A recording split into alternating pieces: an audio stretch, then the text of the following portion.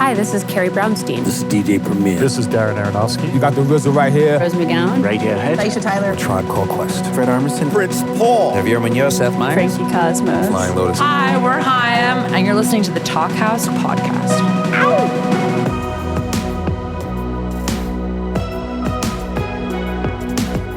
Hello and welcome to the Talkhouse Podcast. I'm Josh Modell. On this week's episode, we've paired a couple of friends who recently worked together on an incredible project, Hawke and Hamilton Leithauser. Hawke you surely know as the Academy Award-nominated actor in a million great films, from Reality Bites to Training Day to Richard Linklater's Before trilogy to 2018's First Reformed. Hawke is also a writer and director, and the impetus for today's conversation is his 6-part HBO Max documentary, The Last Movie Stars. The series tells the story of Paul Newman and Joanne Woodward, both their personal lives as a married couple and their professional lives as two monumental actors of their generation. Far from a typical documentary, The Last Movie Stars uses archival footage alongside dramatizations of interviews featuring current movie stars. It even gets a bit meta, with Hawke revealing some of his process during the series via Zoom calls with contemporaries. It's a fascinating way to tell this incredible story. Another way that Hawke brought the story into the present was with music from his old friend Hamilton Leithauser, who's best known as the singer of the Walkmen, and who's had a fruitful solo career since that band went on hiatus. As you'll hear in this chat, Hawke had the idea that Leithauser would be great at soundtrack work ages ago, so when he started working on The Last Movie Stars, Leithauser immediately came to mind. There's a lot of Leithauser in the doc, and one song that they cover in this chat quite a bit is called 1959, from an album that Leithauser made with Vampire Weekend co-founder Rostam. Check out a little bit of that song right here. If you don't hear from me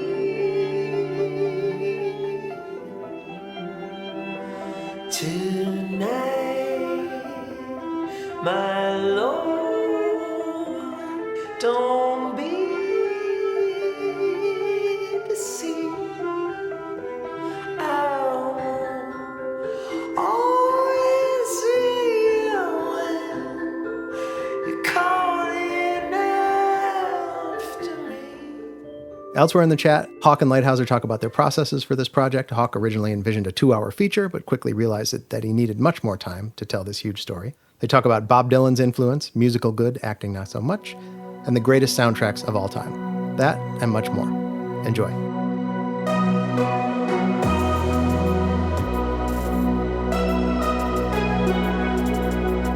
Who's the host here? I called you. Well, then you start.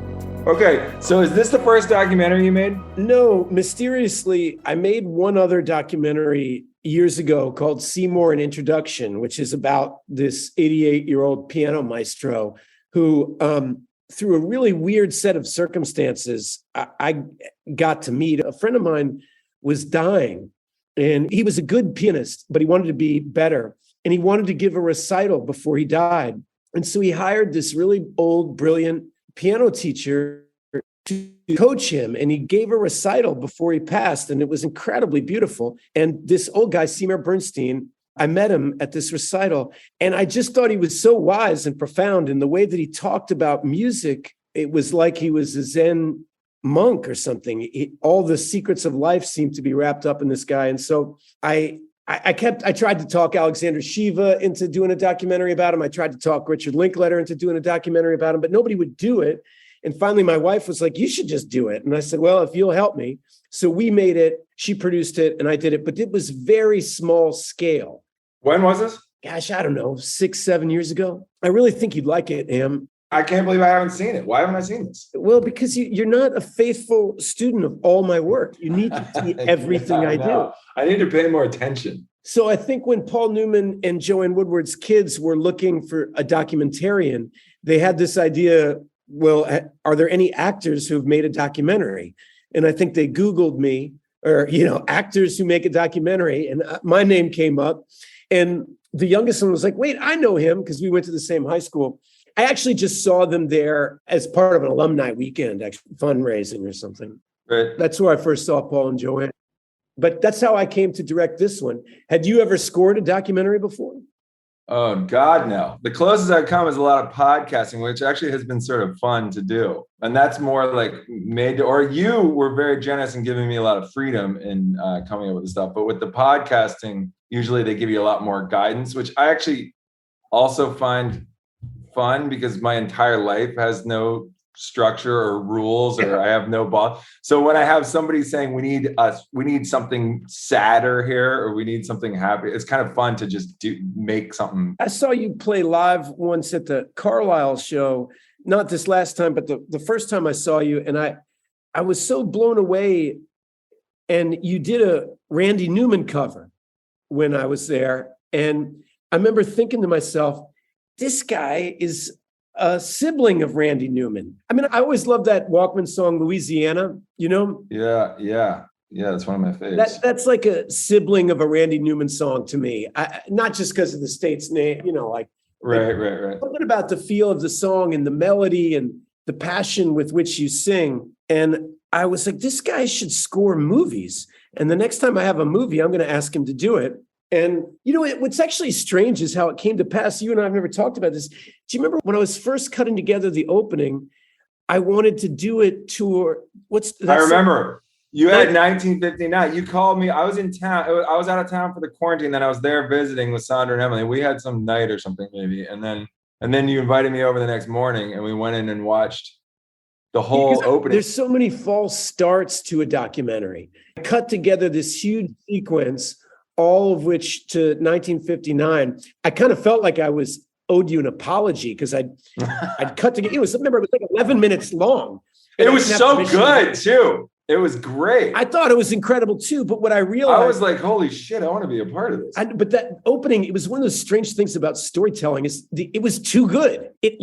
By the time it was over, you knew the entire story. Yeah. Idea that I was going to start the documentary with an overture. Right. Remember that scene in Up, that animated movie where you kind of see the character's whole life? I was like, right. I want to cut an Up sequence to Hamilton's 1959. And I did it and I loved it.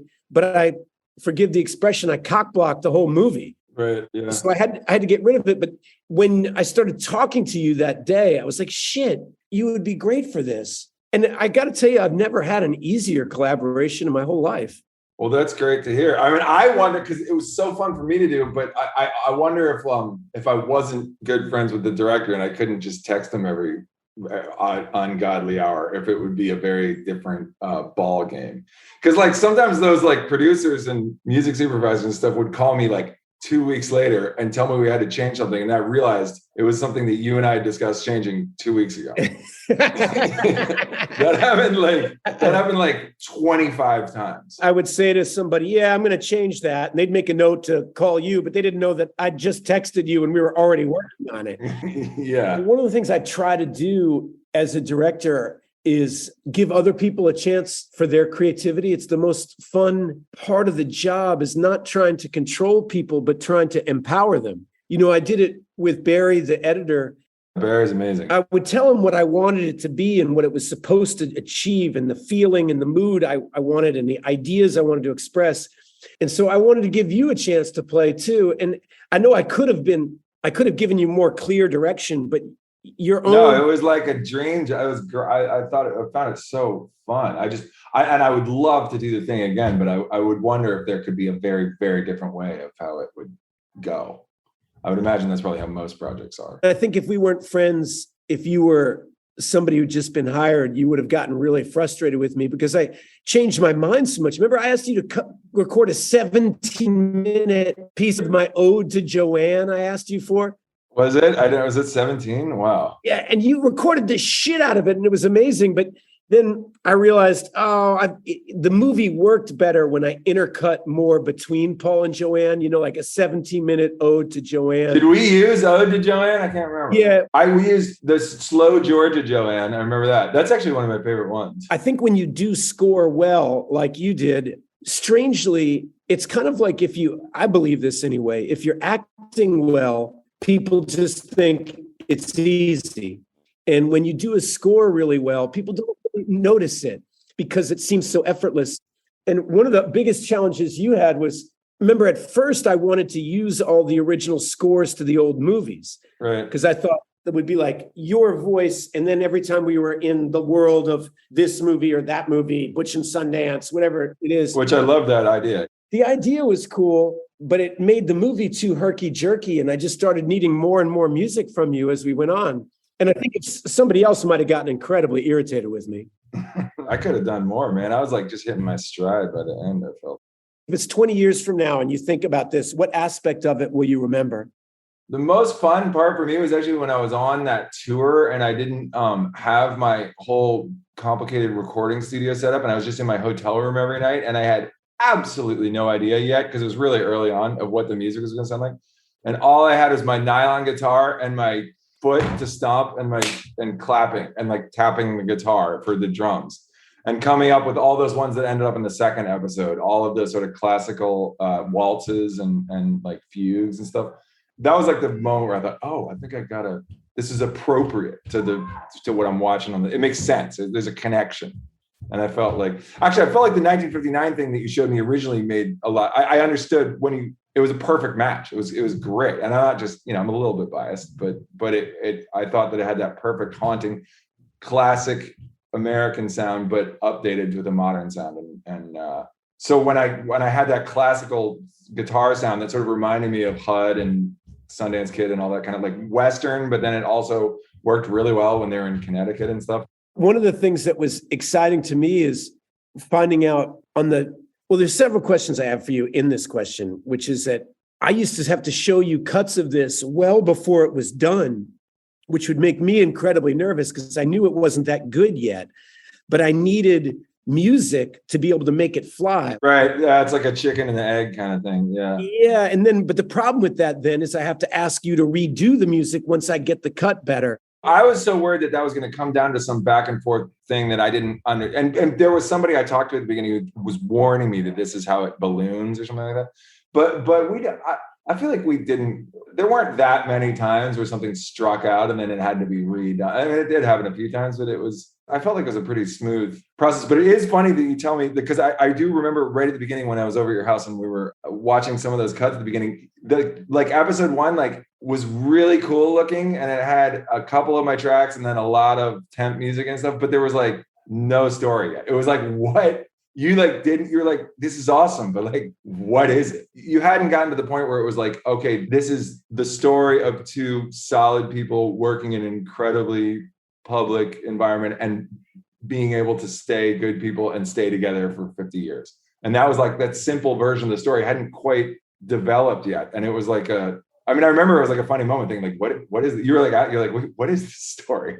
Then I remember you saying that is going to be the theme of it. And from that moment forward, I think you understood, and we all understood that that's what the story was going to tell. It's kind of like you've got to just get a bunch of food on the table to figure out how to serve it and in what order. And one of the breakthroughs for me on it was that song of yours, 1,000 Times. And the idea occurred to me that I should end episode 1 with 1,000 Times because there's something so deeply romantic about that song, the longing in it. And once we got the story right, where you realize that they were madly in love and he was trapped in a marriage, making miserable and making both of them miserable. And the freedom that I thought we could achieve at the end of the episode where he's had this dream 1,000 times that he could be with this woman. And now we're watching them get together.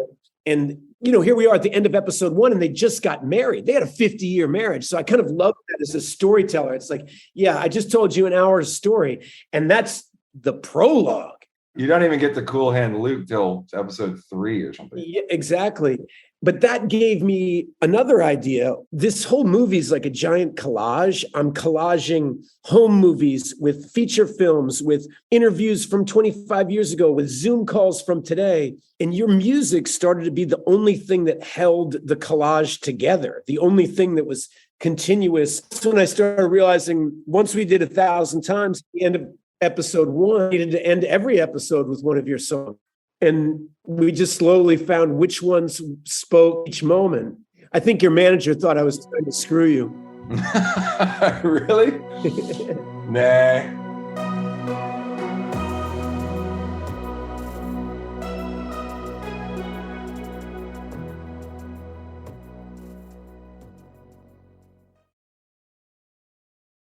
So when you started this, did you have any idea how much work it was going to end up being? Because it seemed to me from an outsider that you worked on it for 3 years or more. Yeah. If I knew how much work it was going to be, I would have never said yes.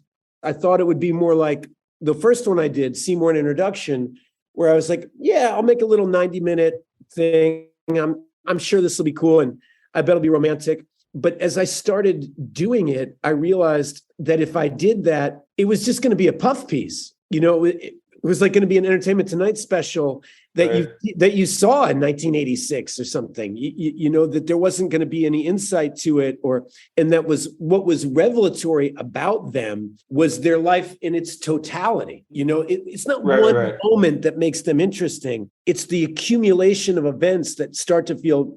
I mean, they have what we all long for, a lifelong love affair, and meaningful substantive work and contributing as a citizen, to the social problems of their day. They showed up as human beings. And I realized, okay, it's got to be about all that. And then I realized I had to make it 6 parts. When you started, was it going to be a series or was it going to be a movie? It was going to be one feature. I sent a 5-hour cut of the movie to Richard Linklater. And I said, which 3 hours do I cut out of this? I don't know what to do. And he said, you're thinking wrong. What you need to do is you need to make it longer and divide it into chapters. And that's when I started discovering the story. Right. Here's a question for you. Did you ever, when you were falling in love with music, did you ever think about scores? Did you ever daydream about doing scores to movies? Oh, of course. Well, obviously, when you're little, something like Star Wars or something jumps out at you. But the first thing I really considered and took seriously is Pat Garrett and Billy the Kid, which I would still say is probably my favorite score. Mostly because it has such incredibly good songs that he's such a good songwriter that he was able to just sort of toss those off as soundtrack, just like the 10th song on a soundtrack kind of stuff. He's got that, but then it's got that great consistency. He's got the same song 6 or 7 times at different speeds, different lyrics. And I always thought that was such a cool way of having that main theme. It's so simple, but it's so good. The other one that always stuck out for me was McCabe and Ms. Miller, because I was such a Leonard Cohen fan. And that's so different because it's sort of like a Leonard Cohen video. It's that they just play his songs. And that's cool. But I guess that's what every musician's, it's like the opposite. He didn't have to, he just gave him the record. He didn't, I'm sure. You know what I mean? Which is different than what I was asking you to score something. Right. Well, I've always been the singer in my band and I've always been front, and I have dreams of standing in the back and playing the bass, but I don't have any other friends who are willing to stand up in the front and do that. I love being in the background and I love trying to blend it in. And you can make all this other music that you wouldn't, I'm not going to put it out as a Hamilton Leithauser record because it's just not going to work as my own solo record, but it was such a great outlet to do. I wanted to do orchestrated stuff and I wanted to do background music and I wanted to do stuff where I'm given an assignment to do it. I find that really fun. It's just like a game. I loved when I gave you once, I was for the Cool Hand Luke opening, I was I need you to give me a Sun Studios recording. Oh yeah. I was there was a puff of smoke where I had just been standing and I was just out the door halfway through it, 10 minutes later. I love that one. Yeah. You gave me that about 6 minutes later. Yeah. No, I think that Knocking on Heaven's Door is, I would say, definitely the greatest song ever written for a movie, bar none. Yeah. It's tough to beat. And that score, what's interesting about that? Do you know, Christopherson got Dylan that gig. He did? Yeah, because Dylan was interested in acting a little bit. So right. He's kind of funny in that. Him in that movie reminds me of the end of Pee-wee's Big Adventure, where he's the bellhop and he's always sort of looking at the camera, looking at the camera. He is the most self-conscious actor you've ever seen. Yeah. So strange in that movie. Yeah, he is. It's crazy. His other one, have you ever seen the one from the 80s called Masked and Anonymous? No. It's called Wild Hearts or something like that. He plays this aging rocker and he's sort of mentoring this young girl rocker. And he gets in a fight with this guy and he throws a punch at him with this sort of younger LA hotshot guy. It's a crazy movie. When I think about the great scores, Ry Cooder, Paris, Texas, there's a bunch of them that really stand out. Yeah. It's a hard medium to do because you both need to find a consistency of tone, a sound that lives in the same universe that the movie, but it also has to lift the movie. It can't be playing the same notes as the movie. And it's a delicate balance. It is definitely, and like taking over too much can just be too, self-aggrandizing. Like you're not the director and you're not the star. So, I mean, in most circumstances, some people, it's another really, really great movie soundtrack that gets slept on a lot is The Black Stallion, Francis Ford Coppola. Yeah, I love that movie. That movie, the whole first half, he's on the desert island. Incredible. And it's all rhythm. It's all like drums and shakers and like marimbas and stuff. Did Coppola's dad do that? I can't remember. I just looked it up the other day and now I can't remember. It's brilliant. The first hour of that movie is just a staggering. It's incredible. And then those shots of the ocean with the huge strings come in with the big swells. And it's just like, it's amazing filmmaking. It really is. Would you ever want to do something like that? Compose something like that? Oh yeah. Yeah. I mean, it would be so fun working with those big studio. I mean, I don't know how many, I did this stuff with me and my friends in my studio in my basement. Like to work on one of those big sound stages would just be like, I don't even know how many people do that. I don't know how that works. I don't know who is even doing that anymore with a huge orchestra and all that. Spielberg, I don't know. It's interesting to me. It's so strange. You put some images together and you put music to it. And one time it falls utterly flat and you can't explain why. It's just dead. Yeah. I mean, and then other times the images start to pop and everything is speaking to itself and it starts to dance and be. Yeah.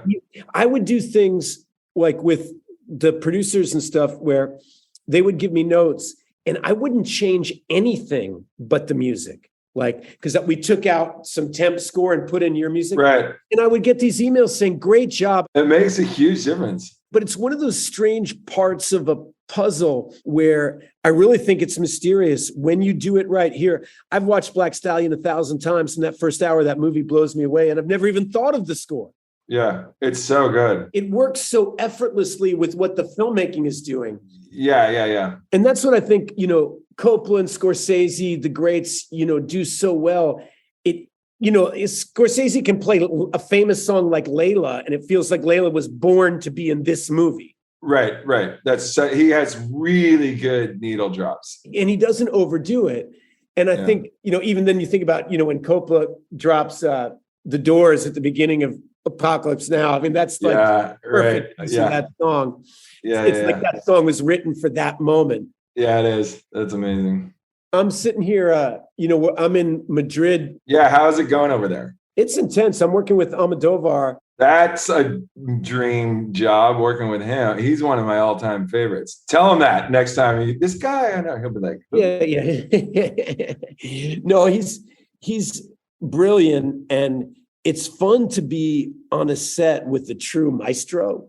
Somebody. You meet a lot of talented people in the world, but they're learning. They're part of their process. But this guy's in his 70s. He's made 10 phenomenal films. It's like playing an instrument in a carefully, meticulously built band. There's certain notes I'm supposed to play and there's certain notes I'm not supposed to play. He's giving you rules and guidelines and stuff. Is that how that works? Yeah, it works like that. But like anybody who's good, he's interested if you have something to say on the matter. On my instrument. He's not interested in me talking about somebody else's instrument. It's reminded me a lot of being a kid. When I was a kid and first starting acting, and I was such a good student. I would just do what the director wanted. What is it you want? And I'm just going to try to do it. And then as you get older and you get more opinionated, it's good and it's bad. You get experience and you get knowledge and you start to know what you do well and what you can't do well. But you can also lose humility, suppleness, openness, playfulness. Definitely. Excitement and willing to be, the excitement that comes from trying a new idea. I fall into that so many times. That writing music, you just do it over and over and over again, and you realize that you've gotten yourself into a tunnel or a trap, and you're not really. You should be listening more. I mean, don't you think that's why the Beatles, everybody likes to talk about them nonstop for 50 years or whatever, is I always like to make this joke, Lady Gaga never had to sing backup for Beyonce. Paul and John had to support each other. And I think it gave them humility. There's John sitting, he's singing backup on Hey Jude, right? Yeah. And it breaks you out of your tunnel because when you get too in your own, that's what I'm enjoying about working with Pedro. He's he works a different way. He rehearses a different way. He thinks a different way. And it's forcing me to, just recalibrate and just be a kid in love with acting again. Yeah, that's awesome. What are you doing now? I'm working on some tunes. I got a record that's finished and I'm making some post-mastering changes to it. It's my new thing, work after the master, which is... You're not supposed to do that. Actually, I started to... No, you're not supposed to do that. Especially when you pay the mastering engineer a godzillion dollars and then you realize you're going to have to pay them again.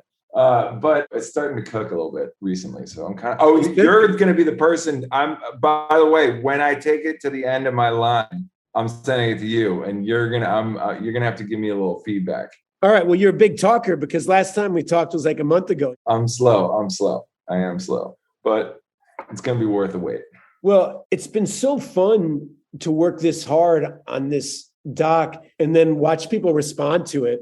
So many music friends have come out of the woodwork and written me to say how much they love the music and that they didn't know that I had done the score until they saw the credits, which I love because they were liking it without knowing that we were friends or anything like that. Well, it's fun because I think a lot of it has nothing to do with us and has to do with, I think people have forgot how interesting Paul and Joanne are, and now it was our story to control and manipulate and stuff. And now it just belongs to other people and they can find the movies themselves and find all what interests them. And I will say though, reading the news every day, when you're away from America, it gets so unsettling, the lack of integrity in people in positions of power. Oh my God. It's just, especially, we're dads, right? And you want this world that these kids are coming into, to people to be responsible and ethical and people to tell the truth. And it's so nice to focus on two people who really did do their best. It's so rare. I think that's what sustained me working on it, is that, damn, the world does need some decent role models, people who are born with a lot, who did a lot with it. And also had fun. I mean, that's the other key thing. It's like sometimes the way the world works is like, you either have to be like deadly serious all the time and this, I don't know, Dudley Do-Right or something, but then you don't have any fun. And one of the things I really like about Paul and Joanne is they seem to have a really great time while they really lived the life.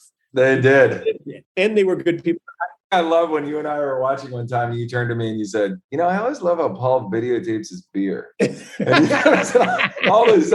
got the kids, he's got the wife, then he's got a shot of his Budweiser just sitting there. Every movie. I know. What's funny is nowadays that's no big deal because people do that on Instagram. It's so easy. But back then that film cost money. Burn film. Yeah. Burn film. Your homemade movie, you got to get developed. These like close up of Miller High Life. Yeah, definitely. Oh God, that's hilarious. All right, man. Well, I think I've given you. Do we have anything else to offer the world? Of course we do, but it'll come in time. Thanks for listening to the Talkhouse Podcast, and thanks to Ethan Hawke and Hamilton Leithauser for chatting. If you liked what you heard, please follow Talkhouse on your favorite podcasting platform and check out The Last Movie Stars on HBO Max. This episode was produced by Myron Kaplan, and the Talkhouse theme is composed and performed by The Range. See you next time.